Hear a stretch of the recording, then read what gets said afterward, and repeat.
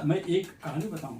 हमारे यहाँ एक बहुत बुजुर्ग काफी थी, अब देहांत हो गया। हमारे गांव का एक जमींदार थे, बुजुर्ग थे उनका। मुझे अब याद आ रहा है, मैं उस समझ रहा हूँ कि आखिर क्यों अचड़ा में इसलिए अचड़ा बोलते थे। हाँ सुनिए, तो वो मर गया। तो हमारा घर ऐसा है, स्ट्रीट के हमारे घर से ही बहुत सारे सब लोग, गांव के लोग बहुत सारे लोग आते जाते हैं। तो वो गाली देते जा रही थी, अच्छा हुआ मर गया, कीड़े मरे, पकौड़े वड़े, ये हो वो हो। तो मैं अपने भाभी से कहा कि ये क्यों गाली दे रही है, मरने पर। मेरे पिताजी भी गए हैं उसको देखने के लिए, मरने पर अधिकतर जो है गाली नहीं दिया है। हाँ, लोग बोलते हैं अरे वो अच्छे आदमी थे, अच्छा आदमी नहीं भी थे तो भी। लेकिन गांव में लोग गाली दे देते हैं कि अच्छा हुआ मर गया। हाँ, मैंने सुना है कई बार। पूछ के आए तो बोले कि वो इसलिए बोल रही थी, जब इनका गौना होके आया था, उस समय 16 साल की रही होंगी, मेरी माँ की उम्र से ज्यादा थी। तो जब बारिश शुरू होती थी और उसके खेत में दलित महिलाएं धान रोपती थी ना इसे। हाँ, तो झुकना पड़ता है, पेटीकोट होता नहीं था, तो छाता लेकर के आता था और कमेंट करता था। हाँ, अरे वो तो थोड़ा तुम और झुक जाओ, तुम थोड़ा और झुक जाओ। और माँ बेटी दोनों रोपनी कर रही हैं और वो दोनों को के अंगों के बारे में कमेंट करता था। और घर आने पर खुद आके मजदूरी देता था। तो दलित महिलाएं बैग लेकर के तो जाती नहीं थी, अचरा ऐसे फैलाती थी। तो बोलता था थोड़ा और नीचे करना चाहिए, थोड़ा और नीचे, तो एक मुट्ठी दाना अनाज और देता था। हमने वह जीवन देखा है, इसलिए हमें गुस्सा आती है जो आज समाज के जो शाखा में पैदा हुए हैं, जो कैडर कप में बेहूदों की तरह से बातें करते हैं। उस दुख को हमने देखा है दलित समाज को, कि कहीं उसके नजदीक भी न जाना पड़े, ये हमारी चिंता है। इसीलिए हिंदू राष्ट्र को रोकना है।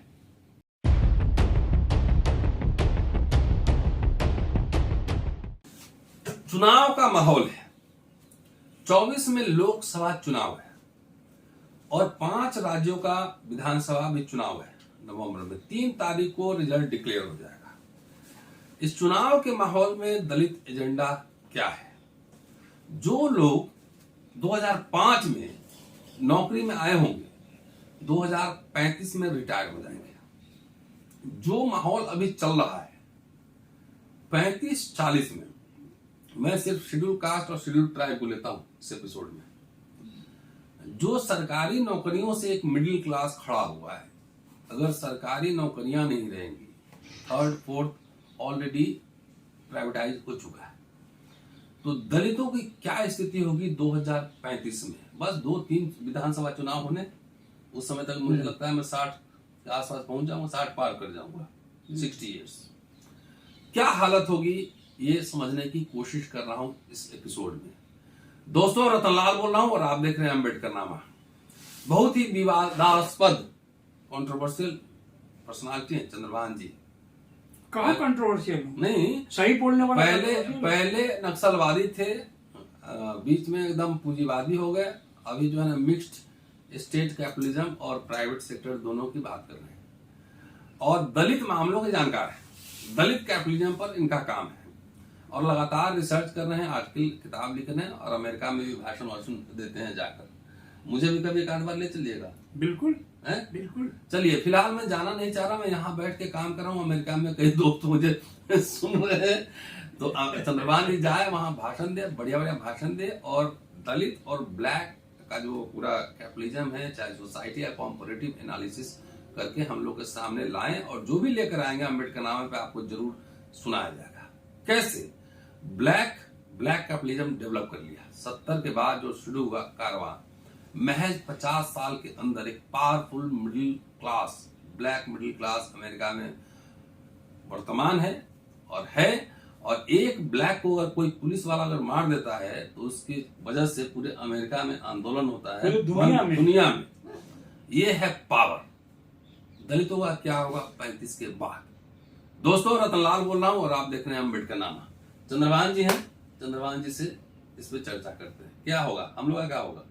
आप तो अमेरिका चले जाएंगे, आपको तो अमेरिका से पैसा मिलेगा वहां पे, आप तो बिक चुके हैं, आप तो पूंजीवाद के जो है आइडियोलॉग हो गए। हमको इंडिया में ही अच्छा लगता है।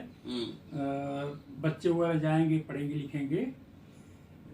2005 के बाद जो सरकारी नौकरी में आए हैं, दलितों का नौकरी में इंटर करने का एवरेज एज मेरे हिसाब से 30 साल है। सिविल सर्विस तो 37 साल तक लिख सकते हैं आप, तो 23 ही साल हुआ उसका, एवरेज 30 साल चलिए। 30 साल। तो ये सारे लोग 2035 में रिटायर हो जाएंगे। इसके बाद पेंशन नहीं मिलेगी उनको। हाँ, लेकिन अब पेंशन का मामला बढ़ रहा है। अगर सरकार बीजेपी की फिर आ गई तो मामला कुछ आगे नहीं बढ़ेगा और उल्टे चलेगा पीछे। तो दलित को 30-40 लाख, 50 लाख, 60 लाख, 70 लाख मिलेगा, शादी ब्याह में सब उड़ जाएगा। इसके बाद क्या हो सकता है? जब दलितों को अब तक जो भी अचीव हुआ है सरकारी नौकरी से हुआ है, जो भी बिजनेस, तो अब आ रहे हैं लोग, ताड़ी उड़ी तो पीता था लोग, ताड़ी पे चढ़ता। हाँ, तो वो स्टेज आ जाएगा। तो जो भी दलितों को प्राप्त हुआ है सरकारी नौकरी से प्राप्त हुआ है। सरकारी नौकरी से रिटायर होने के बाद पेंशन मिलती है। कितने लोगों को तो 60-70 हजार रुपए की पेंशन मिलती है। जब पेंशन खत्म हो जाएगी तो दलितों का क्या होगा? अच्छा होना चाहिए, ये मेरी इच्छा है, लेकिन ये तो इच्छा है, इच्छा और सच्चाई में फर्क होता है। मैं आपको 2-3 घटनाएं बताता हूँ। हमारे गांव में जब जमींदारों की शादियां होती थी, बारात आती थी, तो घोड़ा दौड़ लिया, हाथी दौड़ ली, और बैंड बाजा, वो बंदूक की सलामी वगैरह होके जब लड़की के दरवाजे पर बारात आती थी तो दूल्हे के पक्ष, दूल्हे के पिताजी या बड़े भाई या चाचा जो भी होते थे, वो एक गमछे में सिक्के रखे रहते थे, उछालते थे। और दलित बूढ़े हों, नौजवान हों, बच्चे हों, औरतें हों, सब उसको ढूंढते थे। कई बार तो एक पैसा 2 लोगों के हाथ में आ गया तो झगड़ा होता था। आप लूझे कि नहीं पैसा? नहीं, मेरे पास मेरे ब्रदर दरोगा हो गए थे तो पिताजी बोले मारूंगा 4 थप्पड़ अगर पैसा लूटने गया तो। नहीं, हम लेकिन बचपन में शादी छोड़िए, जो कोई बुजुर्ग देहांत हो गया, कोई बुजुर्ग का डेथ हो गया, उसमें भी होता था ये। अच्छा, हमारे यहाँ नहीं, हमारे यहाँ होता था। अच्छा, कि अगर कोई बुजुर्ग जो है 90-95 साल का डेथ हो गया तो उसके मृत्यु को लोग सेलिब्रेट करते थे, और पूरा उसके इसमें शव यात्रा में उसको फल वल टांग के पूरा से, जो बुजुर्ग लोग मरते हैं, बुजुर्ग लोग, और उसमें उसी तरह का पैसा उछालते थे। हम लोग बचपन में थे, मुझे याद है, खूब खेल होता था एक तरीके से, पैसा लूटने वाला। तो हम लोग भी लूटे हैं। हमने वो जमाना देखा है जी। कोई दलित मेरी उम्र का हो और गांव में पैदा हुआ हो, यूपी में या बिहार में, और बोले हमें तो ये नहीं मालूम, तो वो जो है कौन सी पाठशाला है जिसमें झूठ बोला जाता है? एक तो आरएसएस की पाठशाला झूठ बोला जाता है, और दूसरा दलितों में कुछ चलता है, कैडर कैंप। हाँ, यहाँ झूठ पढ़ाया जाता है। तो कोई कहे कि हमने नहीं देखा है तो मैं समझूंगा एक कैडर वाला आदमी है, कैडर कैंप वाला। मैं कह रहा हूँ, मैंने देखा है, मैं खुद ही जाके उसमें। कैडर कैंप वाले नहीं है ना? अच्छा, हाँ। एक तो दलितों की स्थिति वो देखी है, कैश या क्वाइंस दलित के पास नहीं होने चाहिए, इसीलिए सारी मजदूरी अनाज के रूप में मिलती थी। पूरा कायनात काम करता था कि इसके पास पैसा ना हो। हाँ। ये जो है जो केरल के बहुत बड़े क्रांतिकारी थे, उन्होंने 1809 में जो बहुत बड़ा, 1909 में जो बहुत बड़ा अभियान चलाया था, अयंकाली, मैं उनके जहाँ पर आंदोलन हुआ था वहां हो के आया हूँ पिछले साल। बैलगाड़ी पे चढ़ के जो है ना पूरा सोने का आंदोलन चलाया था उन्होंने, गोल्ड का। वहां की केरल की महिलाओं के गले में मैंडेटरी था एक काले धागे में काले पत्थर का माला पहनना, ताकि कहीं भी जाए तो लोगों को मालूम चले कि ये अनटचेबल वुमेन है। इन्होंने कहा कि घर द्वार बेचो, कुछ भी करो, इसको आओ यहाँ तोड़ना होगा, उसकी जगह सोने का माला पहनना होगा, चाहे कितना भी पतला क्यों न हो।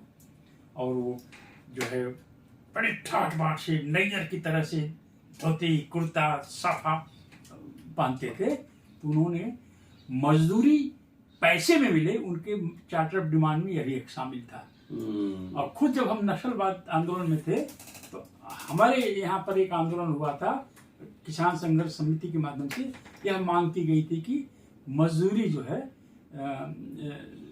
पैसे में मिले हमको, अनाज में नहीं पैसे में। हाँ, तो एक तो पैसे की कमी से क्या क्या होता था, आपने सुना होगा एक फुफती स्टाइल की साड़ी होती थी, ये हमारे कौन तांत वाली नहीं, साड़ी बांधने की एक स्टाइल होती थी।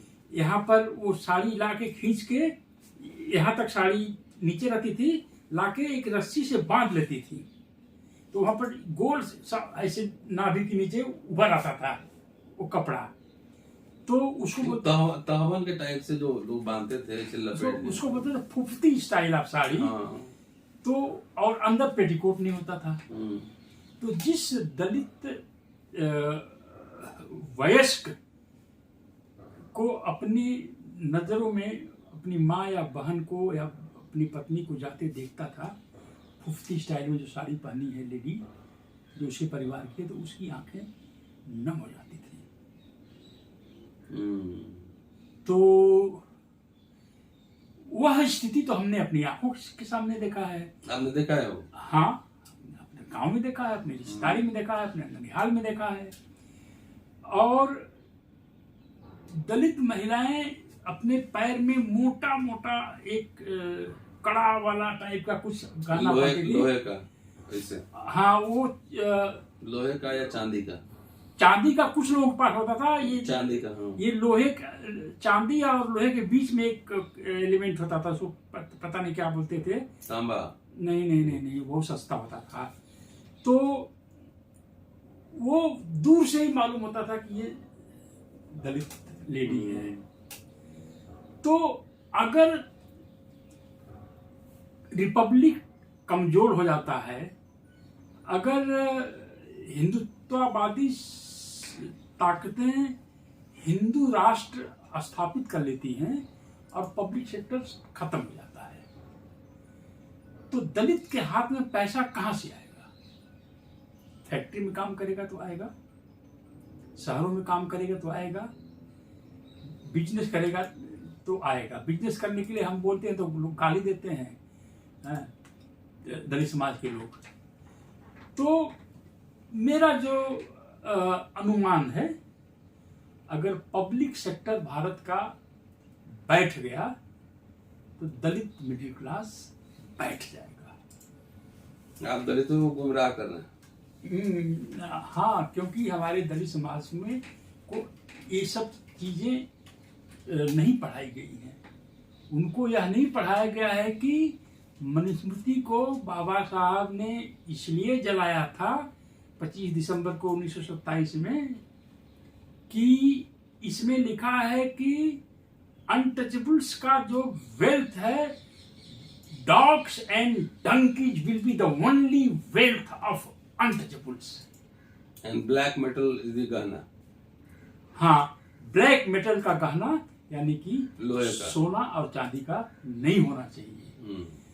तो इसका अगर निषेध करना है ये जो है मनुस्मृति का, तो दलितों को बिजनेस करना चाहिए।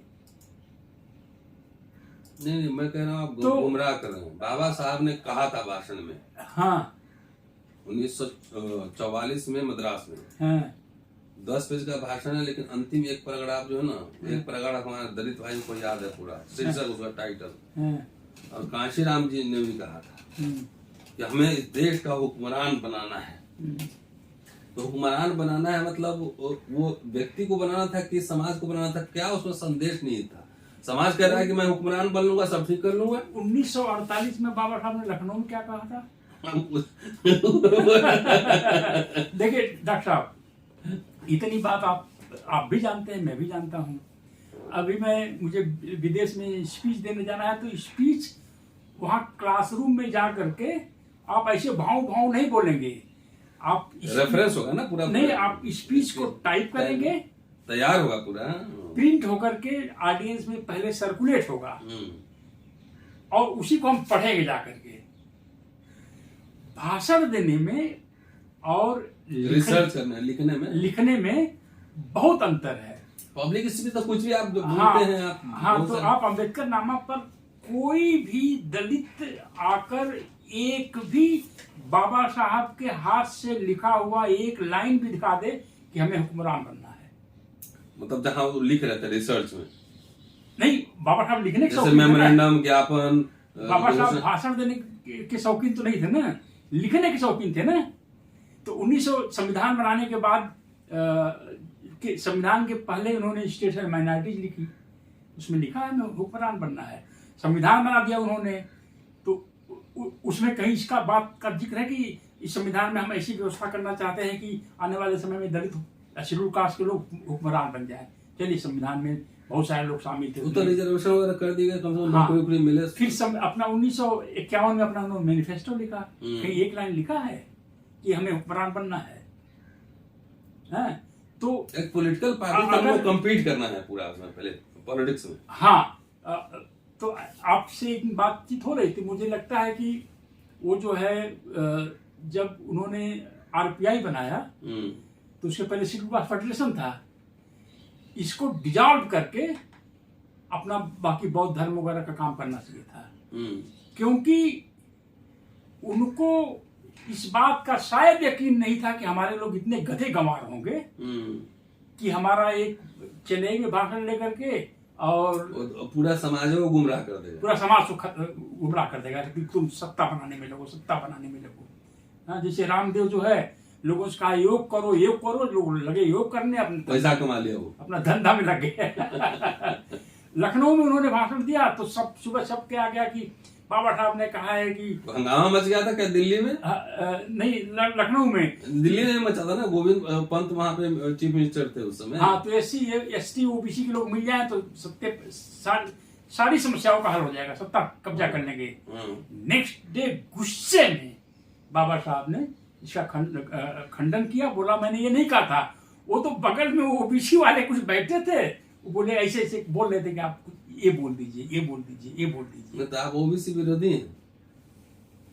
OBC खुद अपना विरोधी है। मैंने एक अभी एक बहुत अच्छे कोई OBC के आदमी यादव जी हैं, उन्होंने जो है लिखा कि प्रसाद जी जो बात कर रहे हैं सही है। OBC समाज कल्चर में, इन सब चीज़ों में, सोशल चीज़ों में इन्वेस्ट नहीं करता है OBC समाज। मैंने कहा कि बहुत ही मुझे अच्छा लग रहा है कि OBC समाज का में पैदा होकर के आप ऐसा कह रहे हैं, पर मुझे आपके सेफ्टी पर मुझे खतरा नजर आ रहा है, क्योंकि ये अहिर समाज की ये जिम्मेदारी बनती है कि वह इस कहावत को गलत सिद्ध कर दे कि अहिर मिताई तब करे जब सब मीत मर जाए। समाज में बना है, समाज का बायस है, ईर्ष्या हो सकती है OBC समाज से। तो अभी OBC समाज को आप पूरी नौकरी भारत की OBC समाज को दे दीजिए तो पूरे पैसे से ये केवल जमीन खरीदेगा और भैंस खरीदेगा। हाँ, ये यूनिवर्सिटी नहीं खोलेगा, ये जो है आफ्टर सेव लोशन नहीं खरीदेगा, बढ़िया परफ्यूम नहीं खरीदेगा, शैम्पू नहीं खरीदेगा। दलित बस्ती में जाइए, देखिए हर दलित बस्ती में 3-3, 4-4 दुकानें खुल गई हैं जहाँ फेयर एंड लवली का क्रीम बिक रहा है। दलित लोग थोड़ा हमारे जैसे काले थे ना, थोड़ा नहीं, दलित OBC समाज में थोड़ा गोरापन ज्यादा है। दलितों को इन सब चीजों से मनाही थी समाज में, तो रेसिस्टेंस में ले रहे हैं। हाँ, तो हमसे एक हमारे दोस्त ने कहा, प्रसाद जी आप एक बातें बार बार कहते हैं कि मनुस्मृति में लिखा है कि दलितों को धन दौलत बनाने का अधिकार नहीं है, इसलिए दलितों के पास धन दौलत नहीं है। तो क्या आप ये सिद्ध कर देंगे कि मनुस्मृति का जो है असर अपर कास्ट पर भी पड़ता है उतना ही? सारा माल तो उधर ही है। 6 महीने तक मैंने इस पर रिसर्च किया कि मनुस्मृति में लिखी हुई बातों को बिना मनुस्मृति पढ़े हुए सवर्ण समाज के लोग फॉलो करते हैं। हाँ, तो आजमगढ़ में मैंने यात्रा शुरू की। एक रात एक लैंडलॉर्ड के घर रुका, ठाकुर समाज के, भूमिहार समाज के, यह देखने के लिए कि सुबह तुलसी की पूजा इनके यहाँ महिलाएं करती हैं क्या? और पुरुष जो है वो दीपक शाम को जलाते हैं क्या घर के सामने? या सूर्य नमस्कार करते हैं क्या सुबह? आजमगढ़ में देखा, आजमगढ़ के दूसरे गांव में, आजमगढ़ दक्षिण में गया, वहां देखा, अपने गांव में देखा, अपने गांव के बगल में एक ब्राह्मण बस्ती है वहां देखा, तुलसी पूजन होता है। सुबह महिलाएं जो 50 इयर्स के एबव से हैं, वो गांव आंगन में ही लगा रहता तुलसी। हाँ, और पुरुष सूर्य नमस्कार करते हैं। मेरे अपार्टमेंट में दिल्ली में मेजोरिटी ऑफ अपर कास्ट सूर्य नमस्कार करते हैं और तुलसी पूजन करते हैं। फिर मैं तमिलनाडु गया, कन्याकुमारी, वहां पर देखा। फिर ड्राइवर जो मेरा था उसको हायर किया था मैंने 15 दिन के लिए। बोला अरे साहब आप क्यों गांव गांव जा करके, बिहार का ड्राइवर था, ये ढूंढ रहे हैं। हर शहर के कई चौराहों पर ये बिकते हैं, फूल के लगाने के पॉट्स मिलते, गमला मिलते हैं। आप वहां देख लीजिए, तुलसी का पौधा, तुलसी रखने के लिए गमला है, बोले तुलसी वाला गमला दे दो। अगर वो बोलता है तुलसी का गमला है, आप भी पहचान जाएंगे। तो आप समझिए इधर तुलसी पूजन होती है। फिर वहां से मैं केरला आया, केरला में भी यही नीति अपनाया मैंने। फिर वहां से कर्नाटक आया और फिर अपने आंध्रा के दलित से एक दोस्त से बोला जाकर देखिए जो फूल बेचने वाला है वहां तुलसी पौधा बेचने का वो मंच है क्या? तो ये कहाँ लिखा है? सिर्फ मनुस्मृति में। क्या लिखा है बताइए? तुलसी का पूजन, तुलसी का वयस्क महिलाओं को डेली तुलसी का पूजन सुबह सूरज उगने से पहले करना चाहिए। क्यों? क्योंकि तुलसी मदर है, विष्णु की वाइफ है, भगवान विष्णु की वाइफ है। और सूरज सारी कृतियों का मालिक है और सूरज के बेटे ने मनुस्मृति लिखी है। तो सूरज को पानी देना चाहिए, पूजन करना चाहिए जो वयस्क पुरुष हैं। काऊ को इन्हें सेक्रेड एनिमल मानना चाहिए। काऊ मूत्र, काऊ घी, काऊ मिल्क, यह हर धार्मिक रिचुअल्स में इसका प्रयोग होना चाहिए। और हवन होना चाहिए हर घर में, साल में एक बार, 2 बार या 5 साल में हवन होना चाहिए। हवन को जिस अग्नि से जलाया जाए वह उसमें गाय का घी का इस्तेमाल होना चाहिए और लहसुन अवॉइड करनी चाहिए। यह बात सिर्फ मनुस्मृति में लिखी गई है। मैंने लोगों से पूछा आप इसको क्यों मानते हैं? तो बोले मनुस्मृति पढ़ा आपने? नहीं पढ़ा है, हमारे धर्म का अंग है। तो जिस तरह से सूरज पूजन और तुलसी पूजन अपर कास्ट के लिए धार्मिक महत्व की चीजें हैं, वैसे ही शेड्यूल कास्ट से घृणा करना, शेड्यूल कास्ट के पास धन न हो, पैसा न हो, इनके पास, वह उनका एक धार्मिक प्रयोजन है, वह कोई साजिश नहीं है, वो नेचुरल है, मतलब नेचुरल है। और उसमें दलित समाज आपको फंसता नजर आ रहा है। 35 के बाद क्या होगा? दलित समाज अब हम क्या बताएं? ये लोग सोचेंगे कि हम कुछ, हमारा बूढ़ा होते हैं तो क्या हो जाते हैं लोग, सठिया गए हैं। हाँ। तो 60 पार कर गए हैं। हाँ 60 तो पार ही गए होंगे।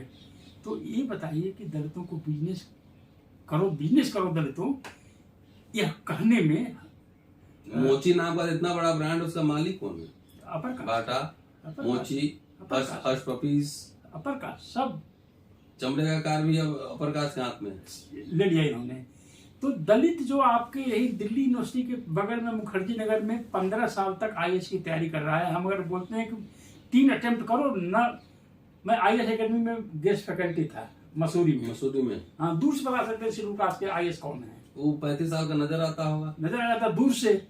और सवर्ण जो है 24-25 साल का नजर आता होगा। हाँ, और OBC जो है जो झुल्ला पहन के आ रहा है वो OBC है, नजर आ जाता है। तो इसलिए दलित मिडिल क्लास के सामने यह एक चैलेंज है कि 2035 में जब सब रिटायर कर जाएंगे, किसी के पास पेंशन नहीं होगा और रिक्रूटमेंट हो नहीं रहा है, तो दलित समाज कैशलेस हो जाएगा। तो आप तो डलमऊ स्टेट आप बना रहे हैं, हमने सुना कि वहाँ के मुख्यमंत्री आप होंगे। पासी राजा, हाँ, डलमऊ स्टेट में तो बहुत अरे तो आंदोलन। पासी राजा पता नहीं कब रहे होंगे, हो सकता है रहे हो, लेकिन आज सुअर क्यों चला रहे हैं? बोले वो चढ़ाएंगे लेकिन राज सत्ता चाहिए। अच्छा, तो रविदास समाज भी तो ये कह रहा है। क्या कर रहा है? वो तो कोई नहीं बोला है कि हम चेम्सफोर्ड लैंड बनाएंगे। नहीं, वो तो पूरा पार्लियामेंट पर ही कब्जा करने की तैयारी कर रहे हैं। कौन? ये जो है, देखिए पासी समाज का दिमाग तो कभी सीधा रहा नहीं। हाँ। वो पासी समाज तो वॉरियर क्लास रहा है ना, वॉरियर क्लास रहा है, और जिधर सेना जीत रही है उधर में चला जाएगा। बीजेपी आ गई तो बीजेपी में, कांग्रेस आ गई तो कांग्रेस में, हाँ, कल मुलायम सिंह आ गए तो मुलायम में चला जाएगा। तो ये लोग कह रहे हैं कि डलमऊ राज्य अगर बनेगा तो उसके मुख्यमंत्री चंद्रभान प्रसाद ही होंगे। उनको बनाया गया था ना, राष्ट्रपति का पेशकश की थी ना आइंस्टाइन को, अल्बर्ट आइंस्टाइन, उनकी कुर्सी देखने जा रहा हूँ मैं, उन्होंने मना कर दिया था ना। तो हमने यही लगा रहा हूँ कि डलमऊ राज्य का मुख्यमंत्री मैं बनूंगा। पासी समाज को राजा महाराजा थे, अब फिर से राजा महाराजा बनना है, और घोड़ा पे चढ़ना टपट। हाँ, रविदास समाज को पूरा पार्लियामेंट पर ही कब्जा करना है 2024 में। पूरे दलित समाज को करना, रविदास हो क्यों? रविदासी समाज सही सोचने वाला था, उसका भी दिमाग माथा फिरा हुआ है आजकल। अच्छा, उसका भी, चमारों का भी माथा फिरा हुआ है। हाँ, तो चमार का माथा फिर गया, इसे हम लोग दलित गायब, खत्म। मतलब चमार का माथा फिर गया तो दलित मूवमेंट ही खत्म हुआ, ऐसे थोड़ी होता है। ऐसा बिल्कुल ऐसा ही है, इतिहास में दिखा सकता हूँ आपके सामने। तो एक दिन इसी पे चर्चा हो फिर। हाँ बिल्कुल, तो चमारों का भी माथा फिर गया, पासियों की तरह से फिरा हुआ है इस समय। तो चमार तो एक नेशनल कम्युनिटी है, पूरा बड़ा संख्या है, उसका भी माथा फिर गया, तब दलित खत्म मूवमेंट। तब और क्या, दलित आंदोलन का मतलब चमार समाज द्वारा चलाया गया आंदोलन। अब महार सब नाराज हो जाएगा। नहीं, उधर का महार इधर का चमार समझे बराबरी है। नहीं, 3 जातियां हैं भारत में। दलित आंदोलन की जड़ें, आंध्र प्रदेश में माल मदिगा का झगड़ा वहां भी चल रहा है। हाँ चल रहा है, पर माला मतलब महार, हाँ, वहाँ का असली चमार मादिगा है। मदिगा, हाँ। लेकिन वो बाबूजी की फोटो लेके करता है। जो माला मादिगा में एकता करते हैं, कोई भाषण मंच बनाते हैं, तो दोनों लोगों का बाबा साहब और बाबूजी जीवन हाँ, ठीक है, कोई दिक्कत नहीं है। लेकिन उसमें एक फ्रिक्शन है ना कि मादिगा के लीडर बाबूजी हैं, अम्बेडकर हैं माला के। तो मोर और लेस अम्बेडकरी आंदोलन आंध्र प्रदेश में माला चलाते हैं, महाराष्ट्र में ये जो है महार चलाते हैं, पूरे रेस्ट ऑफ इंडिया में चमार चलाते हैं। तो अगर चमार को समाज के लोग ये भूल जाएं कि, तो आप ये कह रहे चमारों का दिमाग खराब हो गया, फिसला है, थोड़ा बहुत फिसला है। लगाइए भाई थंबनेल। बहुत सारे चमार समाज के लोग बाबा साहब के खिलाफ विद्रोह कर दिए हैं, बाबा साहब की थेसिस आर्यन पर उसके अपोजिट जा रहे हैं। चमार समाज के लोग महार भी जा रहे हैं।